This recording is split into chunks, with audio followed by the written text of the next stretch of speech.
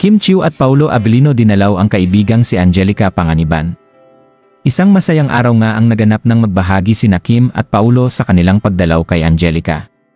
Sumailalim kasi si Angelica Panganiban sa hip replacement surgery dahil sa kanyang pananakit sa balakang. Very supportive naman si Kim Chiu at Paulo Avellino sa kaibigan dahil alam nila ang sakit at hirap na pinagdaanan nito. Sobrang saya naman ni Angelica sa concern ni Kim at Paulo at dito niya napatunayan na mahal siya ng dalawa. Matatanda ang patuloy na nagpapagaling si Angelica Panganiban dahil nagkaroon ito ng bone necrosis.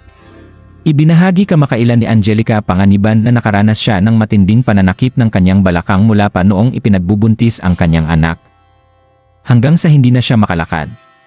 Paliwanag ng orthopedic surgeon na si Ia Lawrence Bernardo, ang avascular necrosis ay isang kondisyon kung saan nababawasan ang blood flow o air supply sa isang buto kadalasan sa hip joint, chika ni Angelica. Namatay na ang bone tissue sa kanyang balakang dahil sa kakulangan ng blood supply. Tanging solusyon nito ay regenerative medicine kagaya ng paglalagay ng stem cell sa hip bone or ang mas malala na hip replacement surgery. Ito ang ginawa ng aktres noon ngunit these past few days ay tila napagdesisyonan na ng aktres na magpa-opera. Ayon pa sa Instagram post nito, bago ang operasyon ay alam ko kasama kita sa operating room. Damang-dama kita sa mga nakaraang araw at hanggang ngayon. I love you ma, I miss you.